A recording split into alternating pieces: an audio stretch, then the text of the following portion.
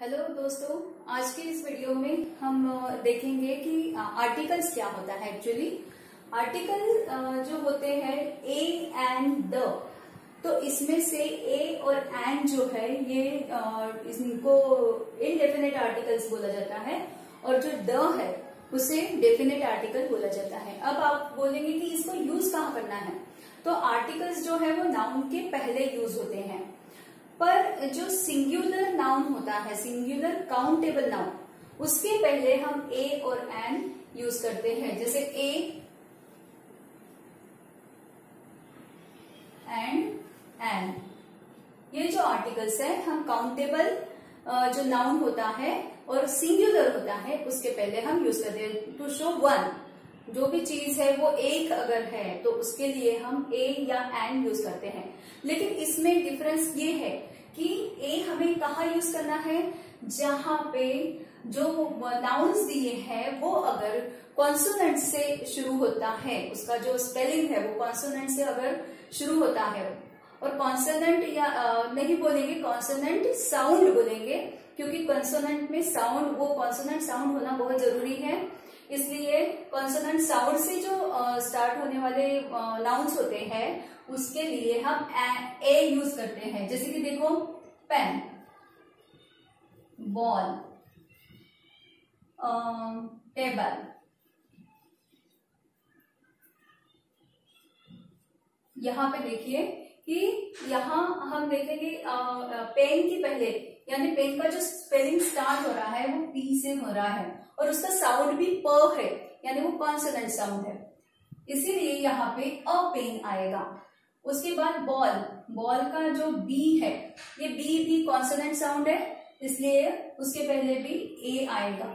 और उस थर्ड जो हमारा एग्जाम्पल है वो है टेबल। टेबल में टी जो है, ये टी भी कॉन्सोनेंट साउंड है और इसीलिए इसके पहले भी हमें ए यूज करना है। अब एन कहाँ यूज करना है, तो एन के लिए हम कुछ एग्जाम्पल्स लेंगे पहले, जैसे आउल,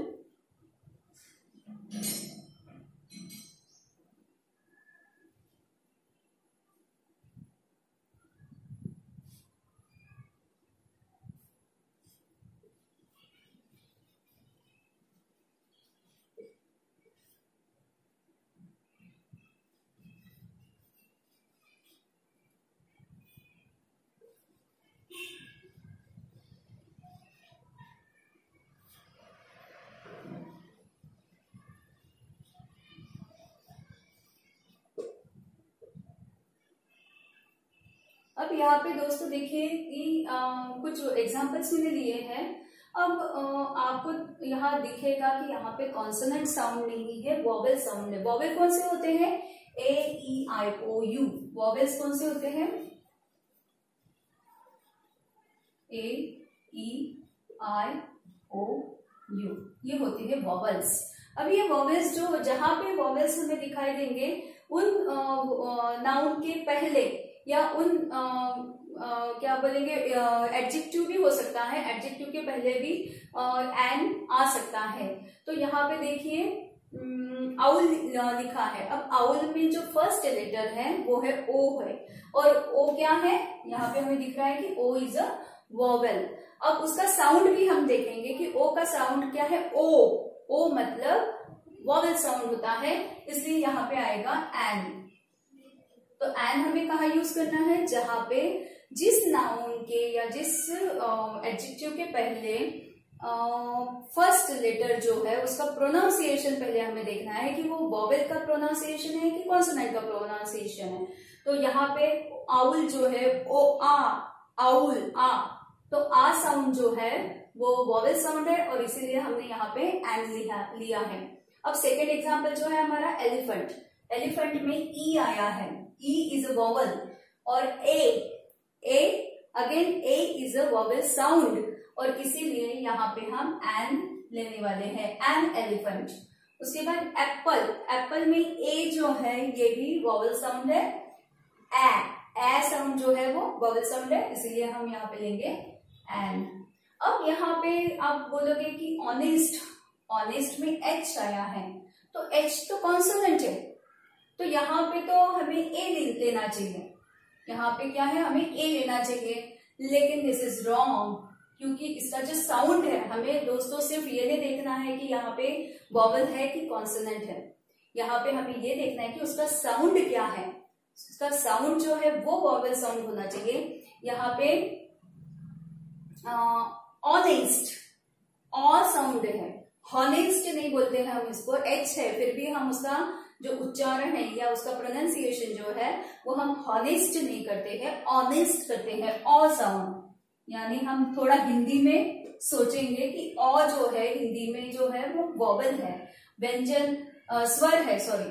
तो ये जो वॉवल साउंड है, यहाँ पे वॉवल साउंड आ रहा है, इसलिए हमें यहाँ पे ए नहीं लेना है, यहाँ पे हमें एन लेना है, an honest, an honest, O is a vowel sound, that's why we have taken an here. Okay, now in the next example we will say that university, the word is university, u sound। अब देखो u में य जो होता है वो consonant होता है। हिंदी में सोचिए थोड़ा सा तो आपको जल्दी समझ में आएगा। हिंदी में य क्या होता है, कॉन्सोनेंट होता है, और यू भी कॉन्सोनेंट ही हो गया। तो यहाँ पे एन यूनिवर्सिटी नहीं आएगा, जबकि यहाँ पे यू आया है। यू इज वॉवेल, हमने देखा है कि ए ई आई ओ यू वॉवेल्स होते हैं और यू जो है वो वॉवेल्स में आता है। फिर भी यहाँ पे हम एन नहीं लिख सकते हैं, एन इज रॉन्ग। क्यों?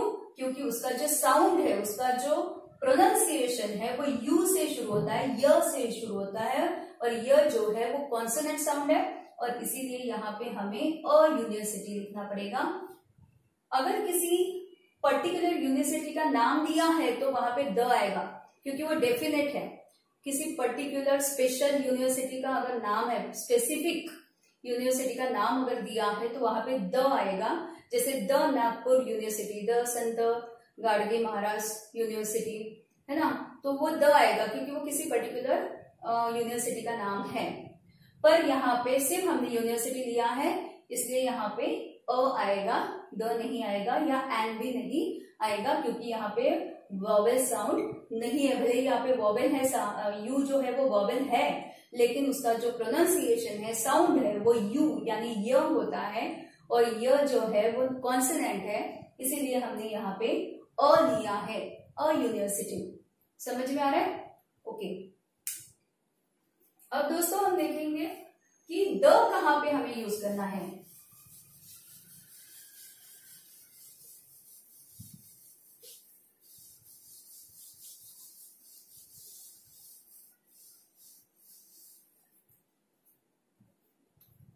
ए और एन जो है वो इनडेफिनेट आर्टिकल्स हैं। क्योंकि इनडेफिनेट क्यों बोला है? क्योंकि किसी भी पर्टिकुलर चीज के बारे में नहीं बताया जाता है, कॉमन होती है वो चीज, और इसीलिए वहां पे ए और एन आता है। लेकिन द कहां पे आता है? जो चीज एक ही है, जैसे सन, मून,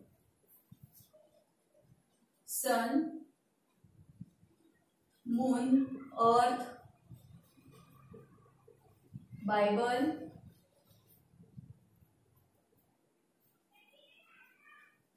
महाभारत,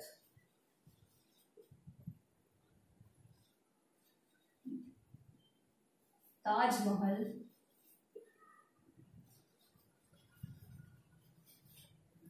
ये जो एग्जाम्पल्स है ये किसी पर्टिकुलर चीज के एग्जाम्पल्स है। पर्टिकुलर यानी कोई स्पेसिफिक है, और इसीलिए ये देखिए फर्स्ट एग्जाम्पल जो है सन एक ही होता है, तो जो चीज दुनिया में एक ही है उसके लिए हमेशा द यूज होता है। द मून भी एक होता है, इसलिए उसके सामने भी द आएगा। द अर्थ, इसलिए इसके सामने भी द आएगा। Bible is a name of a Holi book, तो वो जो बुक होती है वो एक ही होती है, और इसीलिए किसी ऐसी बुक का अगर नाम आता है कहीं पे तो उसके सामने हमेशा द आएगा, क्योंकि वो कोई पर्टिकुलर या स्पेसिफिक बुक है, और इसीलिए बाइबल के सामने भी द आएगा। महाभारत हमारा जो हिंदुओं का ग्रंथ है, तो वो जो है यहाँ पे भी महाभारत यानी सॉरी हिंदू का क्या बोलेंगे, माइथोलॉजिकल ये वर्ड है और इसीलिए द महाभारत यहाँ पे आएगा। ताजमहल, ताजमहल एक ही है दुनिया में और इसीलिए उसके सामने भी द आएगा। तो कोई भी चीज अगर कोई पर्टिकुलर चीज के बारे में लिखा गया है जो स्पेसिफिक है और उसी की तरफ इशारा होता है, अगर हम कुछ बोलते हैं तो हमारे दिमाग में तुरंत वही चीज आएगी, कोई पर्टिकुलर चीज, तब हम ये जो द आर्टिकल है, जो डेफिनेट आर्टिकल है, वो हम यूज करते हैं। अब इसके बाद और एक है चीज कि और द कहाँ पे लगता है। जैसे देखिए एक आध एग्जाम्पल हम लेंगे यहाँ पे।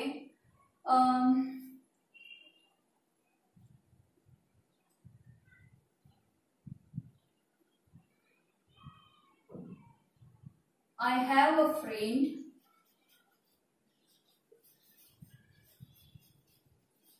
I have a friend.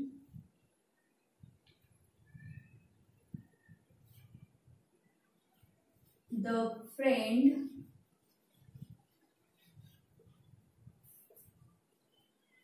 wrote a letter to me. I have a friend, यहाँ पे देखिए a friend आया है। अब इसके बारे में हमें कुछ पहले सेंटेंस में हमें कुछ भी क्लियर नहीं है कि फ्रेंड कौन सा है, इसीलिए यहाँ पे हमने अ लिखा है। लेकिन वही सेंटेंस को आगे बढ़ाते हुए अगर दूसरा सेंटेंस आता है, the friend wrote me the friend wrote a letter to me. अब इसमें देखिए ये जो फ्रेंड है उसी के बारे में यहाँ पे बात हो रही है, यानी उसका रेफरेंस पहले ही हमें मिल गया है। किस फ्रेंड के बारे में बात हो रही है वो हमें पता चल चुका है और इसीलिए वो अभी पर्टिकुलर हो गया है क्योंकि हमें पता चल चुका है कि कौन से फ्रेंड की बात हो रही है। तो यहाँ पे इसीलिए द आया है क्योंकि यहाँ पे वो पर्टिकुलर फ्रेंड हमें पता चल चुका है और उसका रेफरेंस पहले आ चुका है और इसीलिए द फ्रेंड आएगा यहाँ पर। The friend wrote a letter to me. तो इस तरह से अगर किसी भी नाउन का रेफरेंस पहले अगर आता है तो अगर उसकी जानकारी हमें पहले मिल जाती है तो उसके लिए आगे द हम यूज कर सकते हैं। और एक एग्जांपल देंगे हम।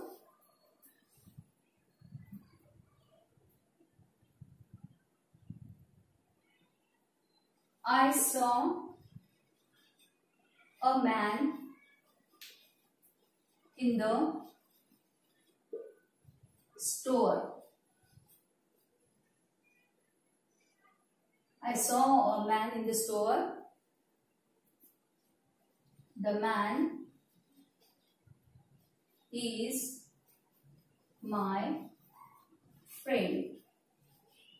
अब इसमें देखिए I saw a man, यहाँ पे हमने अ लिया है क्योंकि हमें पहले पता नहीं है कि वो इंसान कौन है।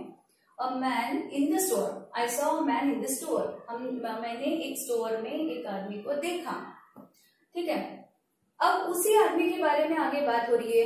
The man is my friend, वो इंसान जिसको मैंने देखा था वो कौन है? इज माई फ्रेंड, वो मेरा दोस्त है।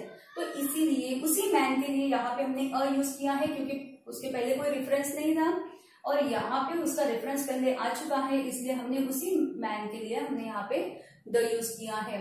तो ये फर्क होता है, ये आपको याद रखना है कि अगर किसी चीज का रेफरेंस हमें पहले मिल जाता है, उसकी जानकारी पहले मिल जाती है और उसी सेंटेंस को अगर हम उसी चीज को आगे अगर उसके बारे में कुछ लिखना है तो हम उसके लिए द यूज कर सकते हैं क्योंकि उसका वो अभी पर्टिकुलर हो चुकी है, वो स्पेसिफिक हो चुकी है, उसका रेफरेंस हमें मिल चुका है। Is that clear everyone? तो ये जो है आज के सेशन में हमने ये सीखा है कि आर्टिकल्स 3 होते हैं, ए, एन और द। ए और एन जो है वो इंडेफिनेट आर्टिकल्स होते हैं और द जो है वो डेफिनेट आर्टिकल होता है। ए और एन जो है एक चीज के लिए यूज होता है जो काउंटेबल सिंगुलर नाउन है उसके लिए यूज होता है और द जो है किसी पर्टिकुलर स्पेसिफिक या जिसका रेफरेंस पहले हमें मिल चुका है उसके लिए होता है, या जो चीज दुनिया में एक ही होती है उसके लिए भी हम द यूज करते हैं। तो ये चीजें आपको याद रखनी है और आज के लिए ये सेशन यहाँ पे ही मैं खत्म कर रही हूँ। Thank you very much. और अगले कुछ वीडियोस में मैं फिर से आपके सामने ग्रामर के, इंग्लिश ग्रामर के बहुत सारे ऐसे topics, basic grammar, tenses, passive voice वगैरह सब कुछ मैं लेके आने वाली हूँ आपके सामने। तो देखते रहिए। अगर आपको मेरा चैनल और मेरा टीचिंग अगर पसंद आया है तो आप मेरे चैनल को सब्सक्राइब कर सकते हैं, लाइक कर सकते हैं और शेयर कर सकते हैं। Thank you very much.